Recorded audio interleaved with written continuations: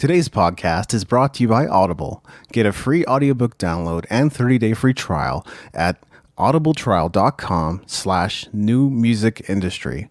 Over 180,000 titles to choose from for your iPhone, Android, Kindle, or MP3 player.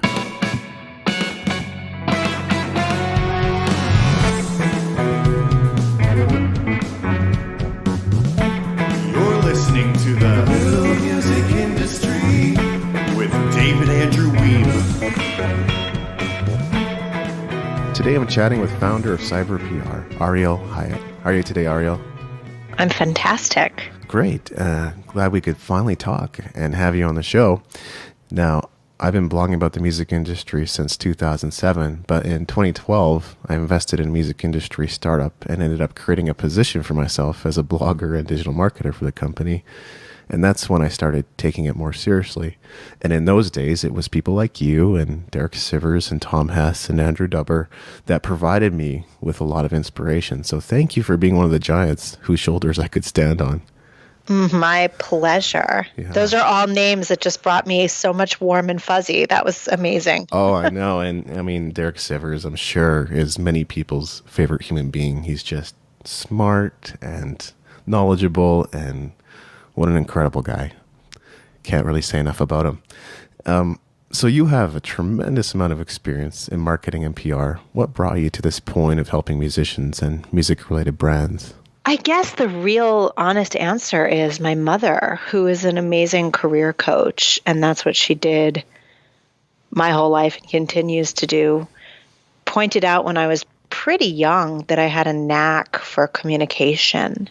And I started really young interning at a PR firm and realized that that was actually true. I did have a knack for communication. Although, even though that was my knack, I had a passion for art, and that was my interest. And so I guess my whole career is a culmination of the thing that I'm really passionate about, which is art, and not only music, but I love visual art and all types of art. And then, getting to support artists with what I'm really good at, which is communication and simplifying things, I think is something that as a dyslexic, which is something that I have, you look at the world really differently because everything feels confusing, especially when you're young and you can't read and everybody else can, and you don't see the world the way other people see it. You start filtering things in a way to make it easier for yourself to understand. And so I think part of why I'm good at what I do is I understand that artists don't see the world, especially the business world, the way that most people do. And so I've kind of made it my journey. Like, if I could break down the world so that I could understand it when it didn't make sense, I certainly could help other people do that. Wow, that's really cool. And a couple of things by way of comment. When I first got started, or really after I was born, the first thing I got into was not music, but rather art. And so I did a lot of arts and crafts and a lot of drawing and painting. And that was sort of my first expression of creativity, which later evolved into music and writing. But I think it's so common that people in this space also have a huge appreciation for other types of art. And the other thing was what you said about dyslexia. I had a backing singer in my group who was also dyslexic, and without revealing too many details, but it was just one of many things she seemed to be afflicted by and struggling with at times. But, she's still a great singer, which is why I worked with her. Yeah, it's a lot of people that have dyslexia have an excellent ear. A lot of really famous artists like Carly Simon, James Taylor, that they're dyslexic and they learn, they have this like perfect pitch, and it's like, well, why is that? Well, it's because they can't read, so it comes out in other ways. Right. It's almost like you're just compensating for what doesn't come to you naturally, right? And then instead using your ear or using your other senses to really fine tune what it is you're doing. So I could see that they would be better pitched than probably most amateurs. So I'm not sure who originally came up with this, but in the entrepreneurial space, we often say everything takes 5 years. So how long did it take for you and your company to get established in your space, and what was your experience like along the way? I had a really interesting and very cool thing happen. So I guess if we counted the painful journey from getting out of university and getting into the music industry, where you realize that you're just young and one of many, many people trying to get your foot in the door. If we counted that as year one, I think this is actually going to make a lot of sense. Let's see. So my journey was struggled a lot trying to find work, found some really small unpaid internships, and then parlayed those into a job at a small record label, worked at the record label for a year. So that would be 2 years out of school. And then the third year I got a job at a concert promotions company, and I worked there for about probably 2 years, year and a half, 2 years. And then I started my own business. So I had some luck in that I was living in a small town at the time. I was living in Boulder, Colorado, which is a place that at the time, I mean, the music scene is rich there, but the music industry is not. There was not a lot of people. There was like 2 record labels and, a couple of music venues, and that was it. So there wasn't a lot happening in the town. So it was very easy to get known pretty quickly. So that was a huge benefit. So I was working at the only record label there, then one of the only concert promoters there. And then when I started my own business, very early on, I got a very amazing gig, which was I became the PR director for the Fox Theater, which is this fabulous music venue that's still there. And so I would say that in a way, my curve was a little shorter because I had this incredible venue.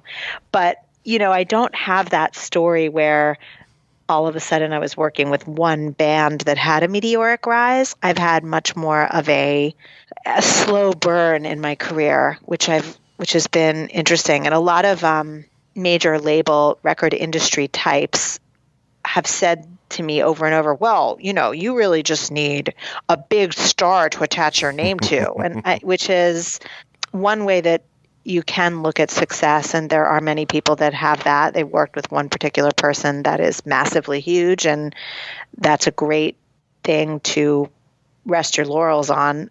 I don't have that same experience, although I have worked with a lot of people, some very famous, many not. That's not how I viewed my career. But I would say, let's see, I started my business in 96, 97, 98, 99, 2000, 2001, 5 years as an entrepreneur. I was, I was in a groove. I would say I was in a groove. I didn't write my first book until 2007, though. So, it's been a journey, just like you. It's been, although I was blogging, I don't feel like there was.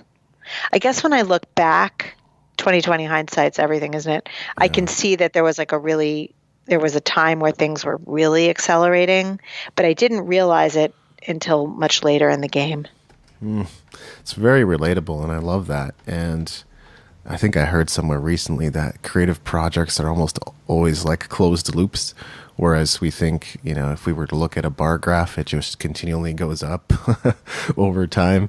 But that's not always the case when you're in the creative industry. It's like you take on one project and you complete it, and then you start a new project, and the process looks much the same as the last. Yeah.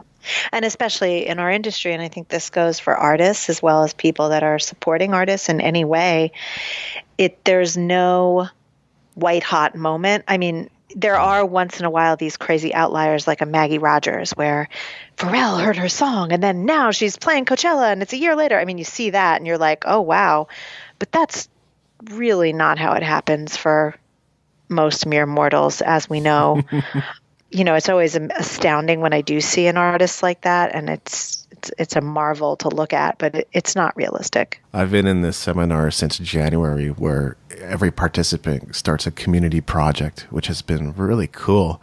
But the other temptation there is to compare your project and how it's taking off to other people's projects, because inevitably there's a few people's whose project is just exploding, and you might still be sitting here with 27 likes on a Facebook page or something like that, going like, I wonder if I'm going about this the wrong way. But everybody chooses a project that's a reflection of them. And of course, depending on the niche and industry or just how you've framed the project, there's a lot of factors there. And I guess comparison is just not how you want to go about things. No, comparison is the root of all evil. I'm pretty sure of it. And social media certainly is not helping us in this domain, is it? It isn't. It's all too easy to look at somebody else who's really blowing up in a significant way, and you kind of end up analyzing. It's like, I thought I was doing all the right things, and based on the podcast I'm listening to, there's nothing I'm missing. But you just don't know. You don't know what got them to where they are, and you also don't know the toil or the effort behind the scenes. And all those photos they're posting from Ibiza or wherever they are, I mean, that's my favorite, and it's not really a favorite story because it's actually sad, but I think about one of my closest friends who at age 40 found out she had breast cancer, and she battled it and she got through it. And of course, her inner circle knew and her best friends knew, but the world didn't know. And if you looked at her Instagram, there she was on holiday with her kids and, doing her family, and her career was taking off, and she was, going on TV, and she's a lawyer. She's not in the music industry, but from an outsider's perspective, it looked like absolutely nothing was wrong. But if you really knew what was going on, you would know that she was fighting cancer, which is obviously a very intense, horrible thing to do. So there you have it. You never know what you're not seeing. So true. And I would be torn about that too. I'm not sure I would share that kind of thing with the world. Like you say, my inner circle or my friends might know, but I'm not sure that's the kind of thing I would reveal on social media. Exactly. And that's another, that's a major choice that people make, how much they'd like to reveal versus, what feels appropriate for them. So you just never know what's going on. Nope. Yeah, you really don't. Now, to ask a more generic question, although I really like that trail we've been going down, how important is publicity for musicians? And for those who don't know what it is, what is PR? So PR has changed dramatically in the many, many years since I've been doing it. But basically, the simplest definition is PR is getting attention for yourself or from others, getting attention in the media. Now, that word media is the tricky part, because back in the day, like 30 years ago, media meant newspapers and television and magazines and radio, and that was media. And then, of course, social media came and disrupted all of that. And now media could be getting a tastemaker to, tag you on Instagram, and media could be your own Twitter feed, and media could be what you create on your Facebook page, and media could be your own blog that you write. So PR has had a bit of a shift in that still standard traditional PR, however, is getting covered. And so in the world that I live in, that for an independent musician, that would mean getting your music reviewed or paid attention to on music blogs, on podcasts, and on Spotify or other playlists. Those would be the three areas that I think are the most modern definition. And then, of course, we still do have newspapers, and newspapers also have online aspects. So your newspaper might also have a website, so that could also be coverage. But that would be how I would define PR right now. Yeah, exactly. It has evolved a lot, and it has changed a lot, and social media has been a disruptor in a huge way. What came to mind was a documentary I watched recently on Netflix, which is FYRE, the greatest party that never happened. Oh gosh, that's Why I couldn't look away. It's like watching a train wreck. Exactly. That's what I was going to say. Just, it's so captivating that you can't actually turn it off once you get watching it. But yeah, I mean, it is a good example of what sort of PR or coverage you could get, in the sense that, they had social media influencers, and that was a key part of their strategy in getting the word out about that. So there was some genius behind it. It just it didn't extend into execution in that situation. No, it certainly didn't. And if there's a great companion movie also on Netflix to watch called American Meme, if you haven't seen that, it's fantastic. It's a lot of huge digital celebrities telling their stories, and it covers everyone from Paris Hilton and the Fat Jewish to some other people who've you may or may not have heard of or seen, but it all goes to show you that what you see and what's real are two very, very different things. And it's a very important documentary to watch. I'll have to check that out too. And then another thing about PR or just getting media coverage, that's something I've been thinking more intentionally about since starting this community project, because that's kind of part of the project parameters.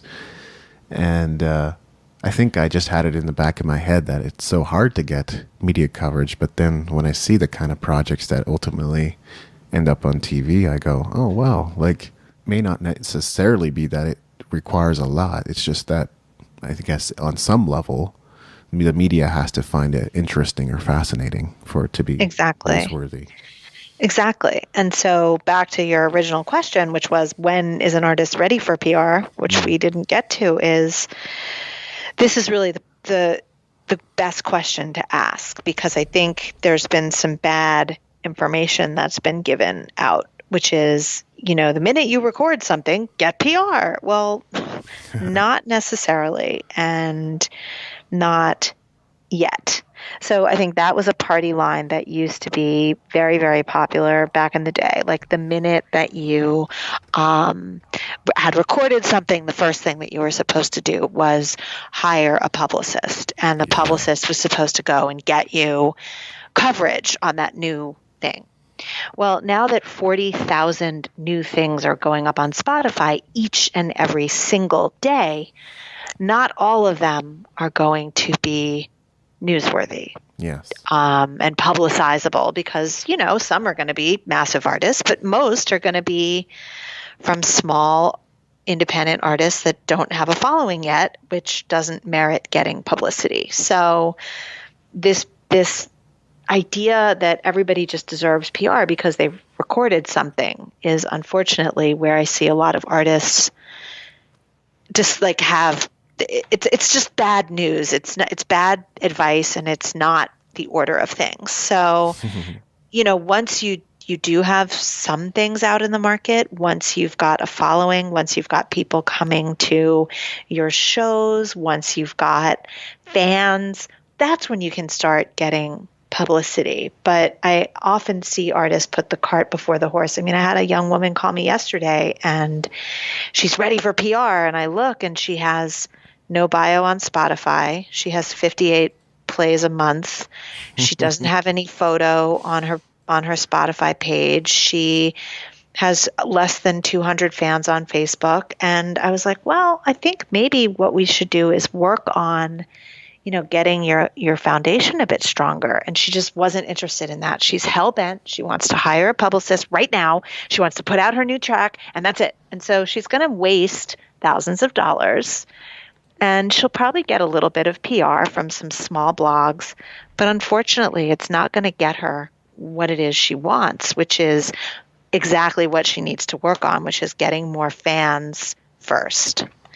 And that's the part that I think artists don't understand so well in many cases, and they don't really know, like, a lot of this is about having to take the time to connect to people and build your fan base before you go and try to get a PR team. Yeah, and what you're talking about is kind of the grind, and it's a matter of whether you're willing to do it or not.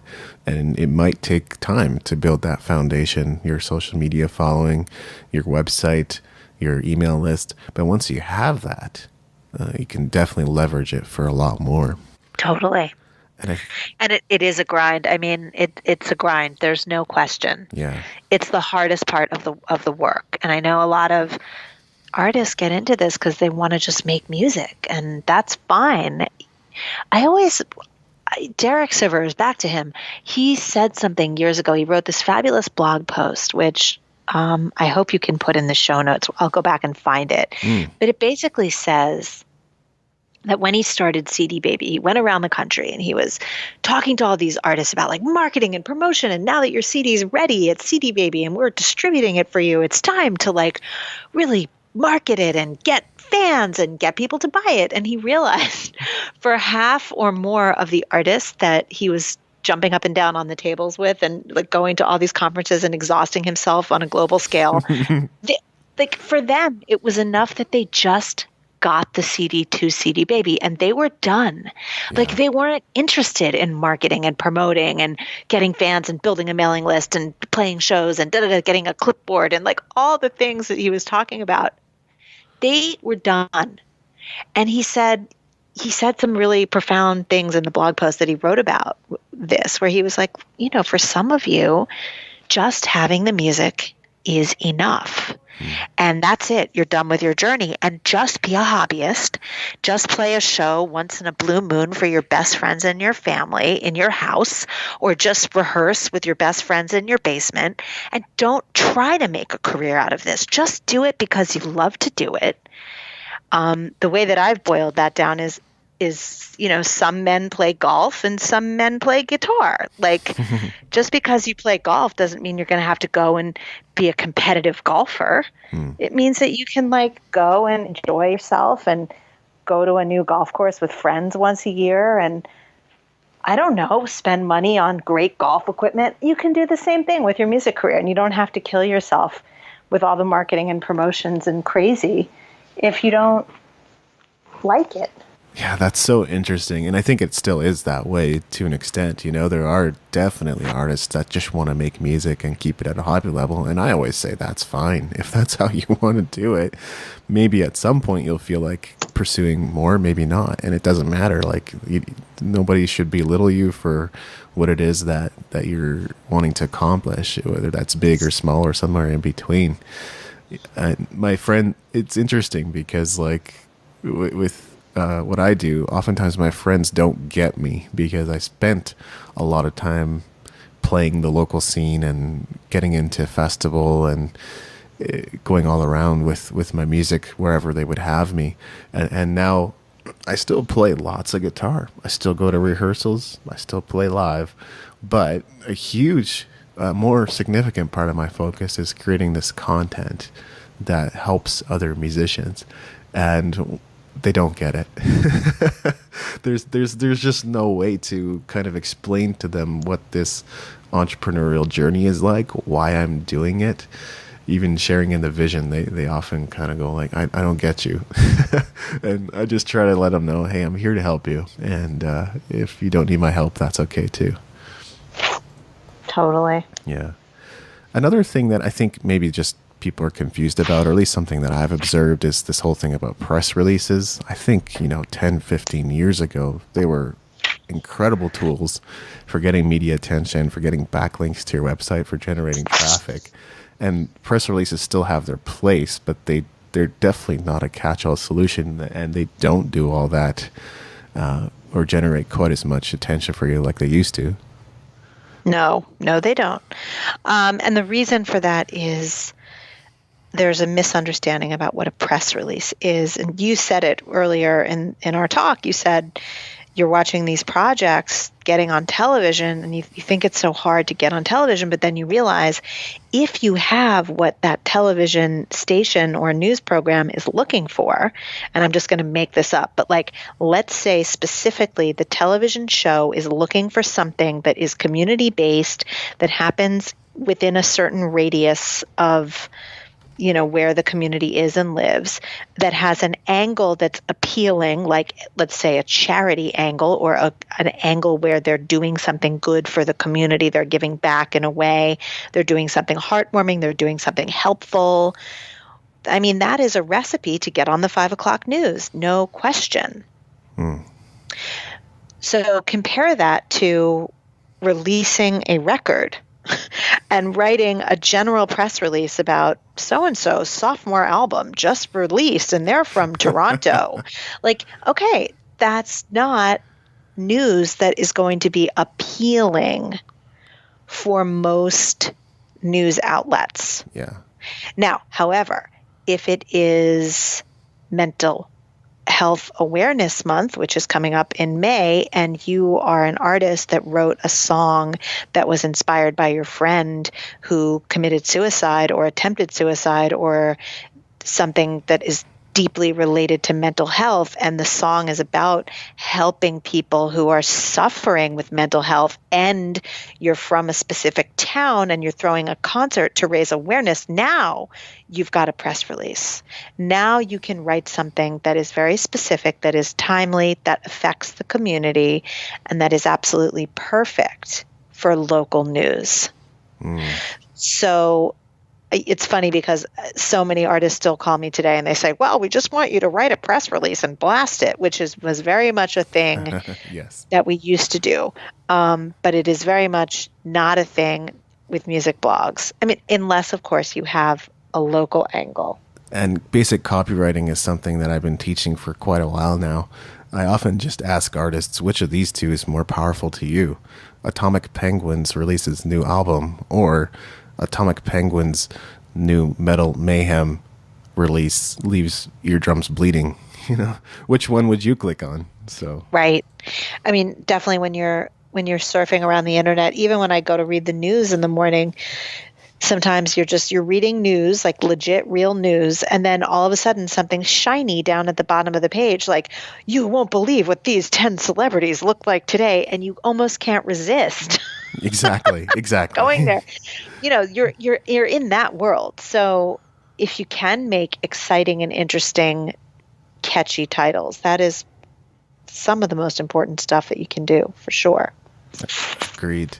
I can tell you're super passionate about PR, and I would love to spend the entire half hour just talking about that, but I have some other questions to get to. So in this space of helping independent musicians, I've noticed there seems to be quite a few authors, and you're certainly one of them.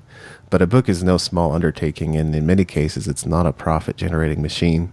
So to probe a little bit below the surface, why write books? Why record albums? I mean, I feel like because you can't help it is really my answer. I love that. It's because it's what you're called to do. I really feel that way. When I never thought about writing a book. You know, my mother was an author, and that was like her thing. And I watched her, she was a New York Times bestselling author. So she was like kind of the opposite author of what I am, which is like a self-publishing, hawk your books at your next talk author, which is a totally different type of author. But I was at a seminar. I was at a wonderful seminar, and I had spent a lot of money going to this seminar. It was in Palm Springs, California. I'll never forget this. This is probably 2005, 6. And Brian Tracy. Do you know who Brian Tracy is? Yes. Of course you do. Yeah. I think it was The Science of Self-Confidence. Like, that was one of the first personal development audios I got into, and it was so vital. Oh my God. So for those of you who don't know who Brian Tracy is, you just Google him and you'll get a sense. He looks like your grandfather if you are a daughter of the Mayflower. Like, he's like this white, older, he always has a suit and tie. He's very fit, and he talks very fast. He talks like this. He talks very, very fast, and he's going to tell you how to change your life, and he's going to tell you to change your life very, very fast. So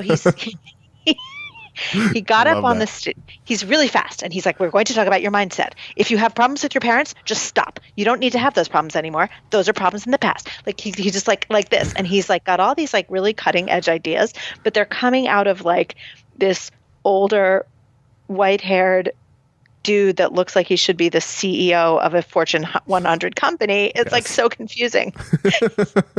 But he's brilliant. He's absolutely brilliant, and he's incredibly motivating. And he's been doing it a very, very long time. And you just cited one of your favorite books. One of my favorite books that he ever wrote was a time management book called Eat the Frog. Ah, yes. Which is incredible. But, he wrote Earn What You're Really Worth and The Psychology of Achievement, and he's just a genius guy. However, what he did that day was he stood up on the stage and he did his whole talk, and I don't even remember what the talk was about. I'm sure it was about success and how to manage your time and all the things you need. But at the very, very end of his talk, he said, you all have to write your book. Every single one of you has a book inside of you. Guaranteed. And I sat in my seat, and these big conferences, you're like one of 1,000 people in a giant room in a hotel in Palm Springs, and it is what it is, fluorescent lighting and all. And I just started sobbing. Part of the sobbing was a complete resistance to going, no, I don't want to write a book. But then part of it was a knowing that I really did. So, people that write books when they're forcing themselves to do it, like I get up at 6 a.m. and I write my pages. I'm not quite sure that that's how a really good book gets written. Yes. I think, I don't know. My book, I don't want to say it was channeled because that's a little too woo-woo, but when I was finally ready to write my book just came out of me, and it was a really, it was a big undertaking for sure, but it also, just like I hope it feels to record music, it's natural. I don't think you get up at 5 a.m. like, I'm going to record, I don't think that's I don't know many musicians. I mean, I do know a lot of songwriters that do have that discipline, that especially the Nashville type of songwriters that are like doing a lot of collaboration and they need to come up with a lot of different writing ideas and lyric ideas. Okay, get up early and do your morning papers. I get it. But I don't know that that's how you write an album or that's how you write a book. That's a different type of discipline. So yeah, the first book I wrote just kind of flowed right out of me, and I printed it myself. Bob Baker, one of our other early amazing men in the industry that helped point everyone in the right direction. He advised me how to publish my book, and I did it. There was a spelling mistake on every page, which an independent musician who is also an English teacher called me and he said, I've just corrected your book. Would you like me to send it to you? And it was basically like getting my homework when I was a kid. There was like a red mark on every page. So, I corrected and continued and kept going, and here we are so many books later. And I love writing books. I think books are a bigger expression. Yes, blogging is one thing, but writing books is something else. It's just like, do you put out singles or do you put out albums? One thing is a bigger concept. Yeah, I think it's just coming from a place of inspiration, and I totally know what you mean. It's like sometimes you don't even know what you're writing, but it just comes out of you anyway. And I have a few drafts like that I still don't know if I'm ever going to use them, but they were still really cool they were coming from somewhere when I wrote them. And Bob Baker was actually on episode 1 of the podcast, so I still follow along with a little bit of what he's up to. And it's always, you're right, he really did point the way for many of us. It's cool. Yeah. And this year I'm looking to publish 10 to 12 books, and I've launched 2 to this point. So I'm wondering if you enjoy the writing process and if there's any tricks or hacks you've come across that allow you to be more efficient with the process. I'm not much of a hacker, but I really do. And it's funny because I didn't write my last book this way, but I have in the past. I do love dictation. It's pretty amazing how you can just make a voice memo and talk and it writes for you. Yes. So I find that to be really helpful, especially if you're trying to do like some free association or just have some ideas that aren't sussed out. It can be much easier to do that than bang away at a typewriter. I also still do the old school pen to paper. I love to write cursive because I learned how to write cursive, as many people my age did back in the day. I heard they don't even really teach that anymore, which is so sad. But yes. I write cursive in a typical comp notebook, the black and white marble notebook with the lines. And I tend to love to write pieces of the book that way, and then you can dictate them or type them up. And so things end up in many different forms. But pen to paper, I like to sit in inspiring places. Like I have a really beautiful garden in my house. I can sit outside when it starts getting warm in the spring and write in the sunshine, or write at a coffee shop, or just write in a place that isn't your desk or your home office or work. It's much better to write. Also, when I go away on vacation, I love to sit on the beach, sit with the ocean. I tend to do a lot of writing when I'm not in my work days. Yeah, I think pen to paper is exactly how John Maxwell's been writing his many, many books. So I can see that being effective too. I think there's just something about pen to paper. And I was looking up a stat as well, because I think what Brian Tracy says makes so much sense. There's various stats out there, but one of them is 90% Americans want to write a book. And how many of those will not be published? Many. I'm sure the majority will never be published because we don't put the pen to paper. Right. Is there a course, a book, or some other project you're fired about creating right now? And if so, what is it? So I'm in the middle of creating Labs, which is my new education series. And it's been really fun because it's a collaborative effort. And so it's one a month, and it's a different topic that I think is helpful for people in the music business. And some of them I teach on my own, but most of them I have a guest that is my co-teacher.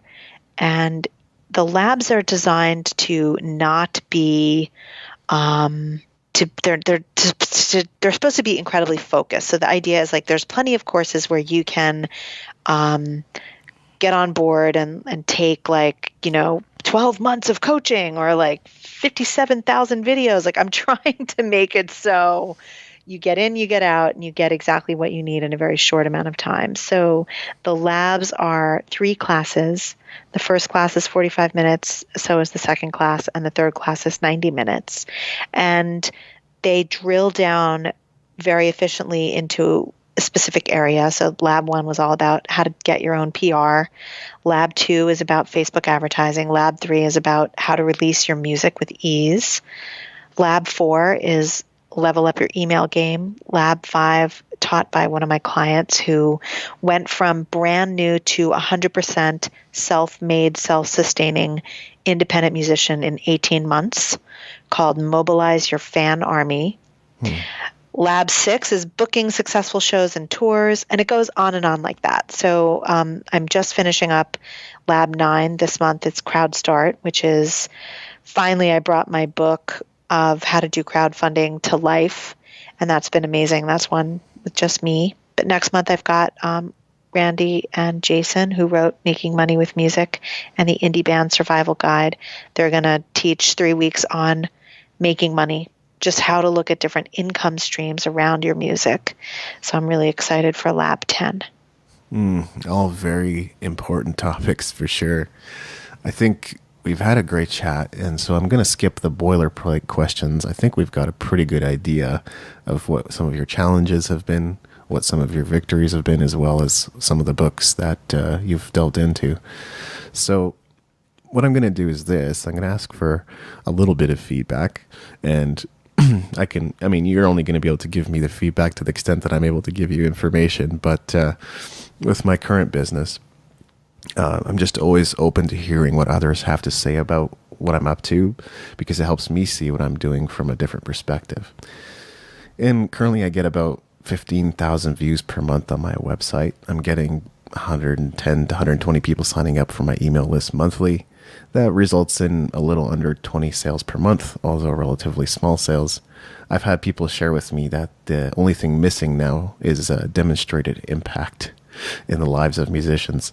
But from your perspective, do you see that my business is on track, and is there anything missing to make it more powerful? I do think you're on track. I mean, half of the people I talk to have no idea how to even look at statistics. So that's, it's tremendous that I this is how do. it's building. And it sounds like in your case, slow and steady wins the race. Again, like it's so tempting, like take my course and I'll teach you how to get 10,000 people on your mailing list in 5 minutes. You hear these things and you're like, really? Okay. I don't know that that's necessarily a thing. So yeah, it sounds like you are doing that. And that is interesting, that it is true that unless you are having an impact, unless there are people who can come back to you and say, you taught me how to do this, and because I did this, something really shifted for me. I mean, I think that is something that if you could begin to get some data from the people that you're touching and moving and inspiring, you could really begin to show a shift. But I think there's always a interesting issue with helping people. And Brian Tracy thinks 90% of all people want to write a book. Well, what percentage of people actually do write a book? Exactly. I had an artist that we wrote a plan for, and our plans, unlike your plans of really thinking that plans should be one page, our plans are 150 pages that we write for artists. So they're like brutally long and painful and involved. And I sent her a plan in December, and now it's April, and she's hysterical on the phone with me, going crazy, screaming that, the plan was too long and there was too much in it. And, her album's coming out, and she read it once and it was so overwhelming. And she's just made up this whole story that she just wants to be overwhelmed. And, she's screaming at me, and I'm like, girl, this is not my problem. Like, I spelled out exactly what it is you need to do in December, and that was 4 months ago, and you've done none of it. Now your album is coming out and you're flipping out. If you had just read 20 pages per month, that's less than a page a day. Yeah. You might not be hysterical and overwhelmed right now. So, half of that is on her, but half of that is on me. Like, if you deliver someone something and they can't figure out how to get it into play and how to make it work, part of our job as the educator, as the person that's providing the solution, well, it's not part of your job, but the question is, do you want to make it part of your job? Is it part of your job, David, to call that artist, to check in with them, to find out, are you putting the pedal to the metal? Are you, what has resonated with you and why, and how can I help you get it to resonate a little bit more? But, I think that's where you might have some success, is like when you can drill down with people and really, it always amazes me, like, some people come and they coach with me and they spend a lot of money with me holding their hands, and we do their PR and we do their marketing, we do their branding and we do their social media. And yes, we move the needle and things move well, and they spend a lot of money in order for that to happen. That's plan A. But I've also had, that's client A, right? But I've also had client B who comes up to me at a conference and I've literally never met them and I don't even know their name. And they say something like, I've never even purchased one of your books. I just read your blogs and I did 3 things that you said. And I once met an artist who said, you once said on one of your earlier blogs, be a shark in a sea of tuna. And I think I got that from T. Harv Eker, who was a huge mentor to me back in the day. Right. And this artist heard me say that, realized that he was just another hip hop artist in New York and whatever. He went to Japan and he literally became a shark in a sea of tuna. And his whole career opened up. Like, he was the only rapper. He was like the only black man half the people had ever seen. Like, everyone, he started learning Japanese. He really got into the culture there and created an amazing career for himself. And I meet him 4 years later and he's like, thank you. That was all because of you. So, you don't even know how much you're affecting people. Yeah. And even when you like send an email out to your newsletter and be like, hey, can you all send me a testimonial? Like, people don't even sometimes realize how much you've helped them until Like I said, like you said about your career, until the loops are closed. And those loops can take a long time to close. But my advice for you in your journey is, and I think the most powerful thing that any of us can do, and this goes for artists, ask your people how, when you're driving on the highway and you see the little sign on the truck, it says, "How's my driving?" Yes. It's that. It's like, if you can ask your people, "How am I doing? Talk to me. Give me a sign. Tell me how it's going for you." And yes, some of it might be what you're teaching them, but you might learn something, completely different that you didn't even know you were going to learn about them, that might inspire you for your next book to put a whole other section in that you didn't even think to do, because you started asking for feedback that wasn't necessarily just feedback about you. So that would be my one piece of advice. It sounds to me like everything is going really well, and slow and steady does win the race. I know this because I've been in business for 23 years. And no, I don't have one big giant artist that I can wave in front of you and brag about. I didn't do that for one person. Right. I did a little thing for thousands of. I love that. Yeah. And I think there probably is no magic bullet to the whole thing. It's just sticking with the process. So thank you so much. That's a fantastic and well thought out answer. Thank you so much for your time and generosity, Ariel. Is there anything else I should have asked? No, this has been a great chat. I listened to your podcast, so I knew what was coming. And, unlike, tell me how you came up with, you don't do that. And I love that. And I think that's what's great about listening to you, is you get in the crevices where other people don't. I'm glad you noticed that. That's very intentional. I try not to ask too many straightforward questions, and I'm more interested in the story. If you use that as your metric, you can probably go back into my archives and figure out which is the least favorite interview I've done. There was one with no story, but it's still worth doing. It's not like it's not worth doing. So great. Excellent. Thank you so much. Pleasure. Thank you for listening. Music in this episode was brought to you by Brian Young. Wherever you're listening to this right now, please consider leaving a 5-star review and comment to help us get the word out about the podcast.